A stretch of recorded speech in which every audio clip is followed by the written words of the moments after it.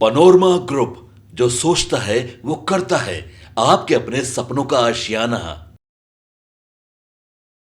नमस्कार। आप देख रहे हैं भारत लाइव। मैं वेद सिंह और आपका स्वागत है अपने पसंदीदा कार्यक्रम महाभारत 2024 में। तो जैसे कि आप सभी को पता है कि एनडीए की तरफ से 40 सीटों पे उम्मीदवार जो हैं वो तय हो चुके हैं। वहीं अगर दूसरी तरफ देखी जाए तो महागठबंधन में लालू प्रसाद ने कैलकुलेशन तो हर एक सीटों पे कर लिया है, लेकिन उसके बावजूद अभी भी देखने के लिए बन रहा है कि अभी भी बहुत सारे जो सीटें हैं उस पे अभी भी उम्मीदवार का नाम जो है वो अभी तक पता भी नहीं चल पा रहा है।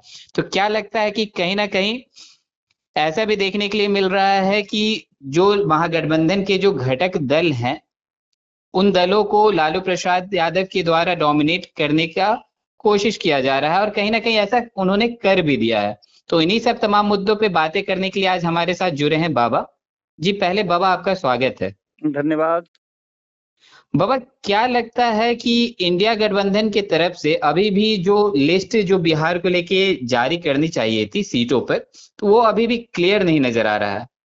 क्या कहना है बाबा? देखिए वेद, आपने कैलकुलेशन की बात कही है। जी निश्चित रूप से चुनाव जो है वो कैलकुलेशन का ही खेल है।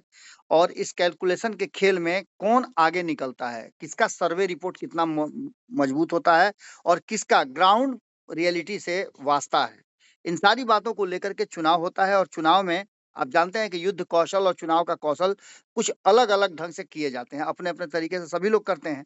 लालू प्रसाद ने भी इस बार पूरी तरह से खेलने का अवसर मिला था उनको, और खेला भी।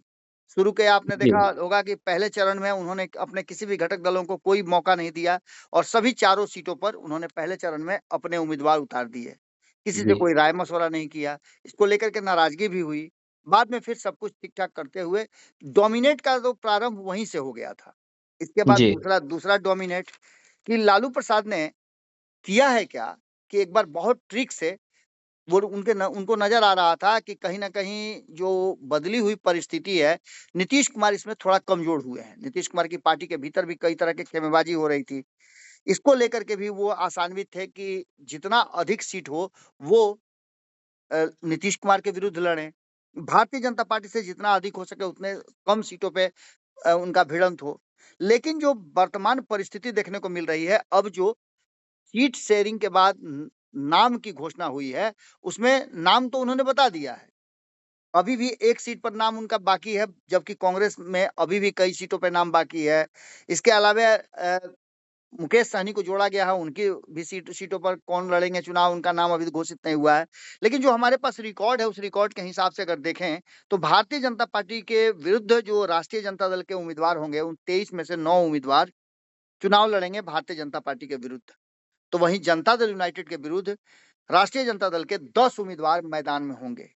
यही वो कैच पॉइंट था जिसको लेकर के हम बात कर रहे थे। तो लोक जनशक्ति पार्टी जो है, रामविलास पासवान वाली, चिराग पासवान जिसको लीड कर रहे हैं, और 5 सीटें उन्हें मिली है एनडीए गठबंधन में, जी उसमें 3 सीटों पे राष्ट्रीय जनता दल के साथ सीधी भिड़ंत हो रही है।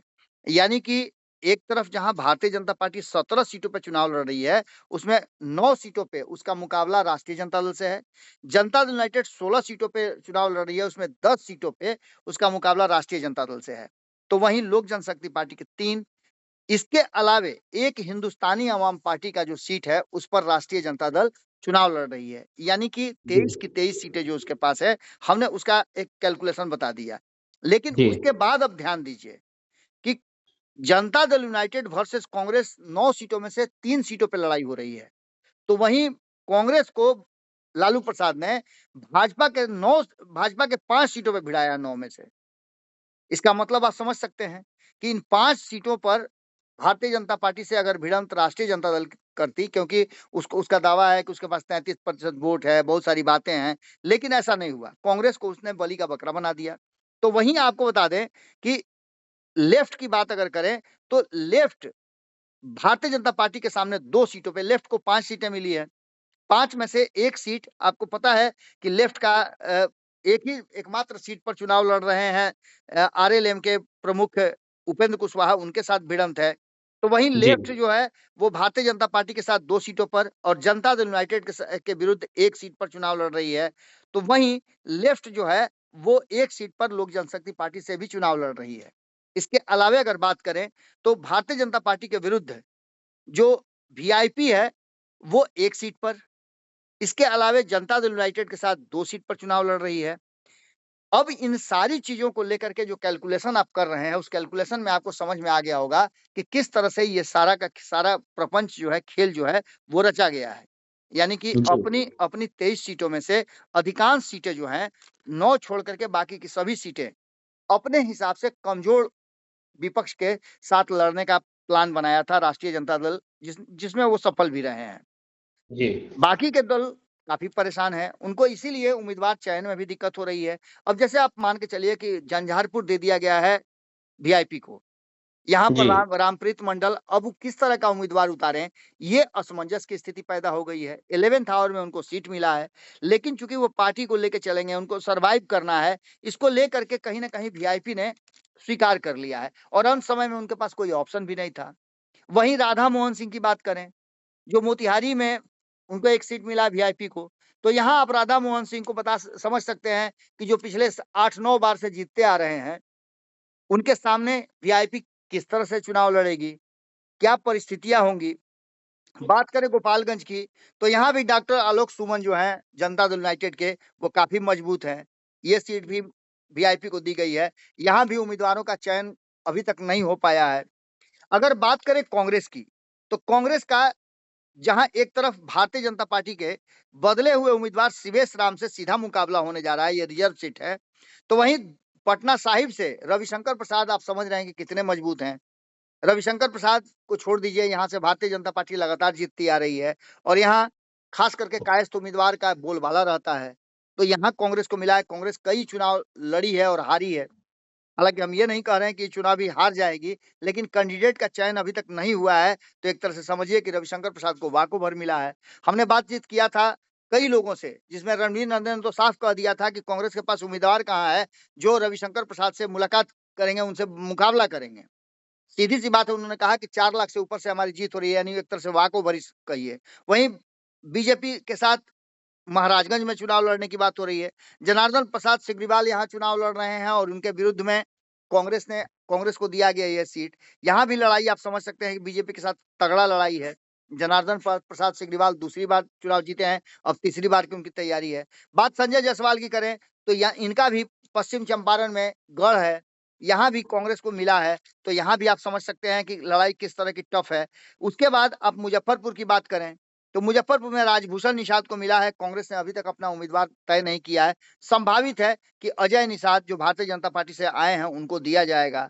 बात अगर करें समस्तीपुर की, तो यहाँ भी अशोक चौधरी पूरी मजबूती के साथ लोक जनशक्ति पार्टी में जो उनकी बेटी चुनाव लड़ रही हैं, उनके लिए टिक गए हैं, अड़ गए हैं। पूरी जदयू का सपोर्ट मिलेगा, इसके साथ साथ भाजपा का भी सपोर्ट मिलेगा, तो यहाँ भी लड़ाई आप समझ सकते हैं कांग्रेस के लिए कितना टफ होगा।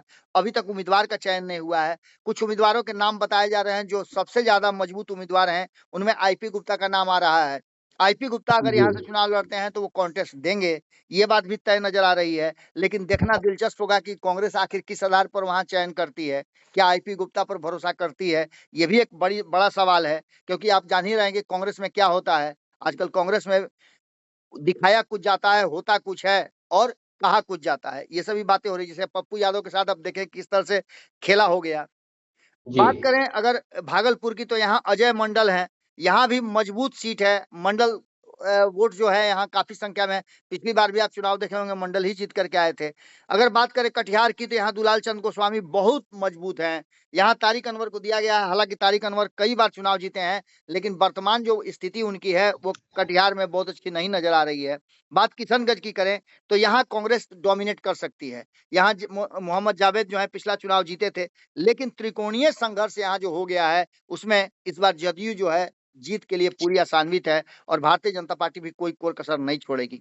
इसका सीधा मतलब है कि कहीं ना कहीं जो लालू प्रसाद ने स्ट्रेटजी बनाई थी 2024 के लिए, उस स्ट्रेटजी में पूरी तरह से एक बात साफ साफ नजर आ रही है कि पूरी कहानी जो है वो कैलकुलेशन के बाद लालू प्रसाद ने जो लिखी थी, जो स्क्रिप्ट लिखी थी, उस स्क्रिप्ट पर अगर सफलता प्राप्त कर लेते हैं लालू प्रसाद, तो कोई आश्चर्य नहीं होगा।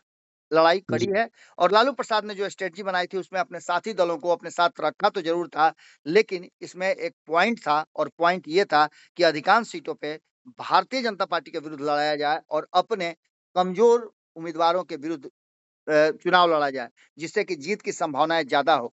पर जो वर्तमान परिस्थिति बनी है, भारतीय जनता पार्टी ने एक से एक नया प्लान रचा है। हम शुरू में ही आपको बता दिए थे कि जिस तरह से भारतीय जनता पार्टी डोमिनेट कर रही है और भारतीय जनता पार्टी जिस तरह से एक एक सेकंड अपने स्ट्रेटजी को बदल रही है, उसी स्ट्रेटजी का हिस्सा है कि एक नए तरीके से भारतीय जनता पार्टी ने एक नया टीम गठित किया है, जिसमें सभी 40 लोकसभा सीटों पर एक नई टीम का गठन किया है। आज ही उसका नोटिफिकेशन जारी हुआ है, जिसमें युवा ब्रिगेड को मौका दिया गया है कि घर घर जाकर के वो भारतीय जनता पार्टी के पक्ष में वोट कराने के लिए और भारतीय जनता पार्टी नरेंद्र मोदी की रणनीति और योजनाओं को बताएं। तो इसका सीधा मतलब है कि ये लड़ाई जितना आसान लालू प्रसाद समझ रहे थे और कैलकुलेशन कर रहे थे, लड़ाई आसान नहीं है, मुश्किल लड़ाई है। जी, जानकारी के लिए धन्यवाद। तो जैसा कि अभी बाबा ने बताया कि लालू यादव ने कैलकुलेशन तो कर लिया, लेकिन अभी भी बहुत सारी सीटों पे महागठबंधन ने अपने उम्मीदवार क्लियर नहीं किए। तो क्या लगता है कि लालू यादव का जो कैलकुलेशन था, क्या वो काम आएगा या फिर कुछ और खेला भंडोल हो जाएगा? तो और भी ऐसे तमाम खबरें देखते रहने के लिए आप देखते रहे भारत लाइव। मैं वेद सिंह, सहयोगी करण के साथ, पटना। पनोरमा ग्रुप, जो सोचता है वो करता है। अगर ये वीडियो पसंद आई और वह बिहार के राजनीति और बिहारियत से सरोकार रखेनी तो सब्सक्राइब बटन दबा के चैनल के सब्सक्राइब कर ली। ओजे एगो घंटी बा, ओकरा बटन दबा देला से कुल सटीक और मारक खबर रुआ मुफ्त में मिल जाई। अगर रुआ पत्रकारिता के हमनी के नया प्रयोग में सहयोग कर चाहतानी तो ज्वाइन बटन दबा दी। पेटीएम नंबर नोट कर ली 9386816700। धन्यवाद।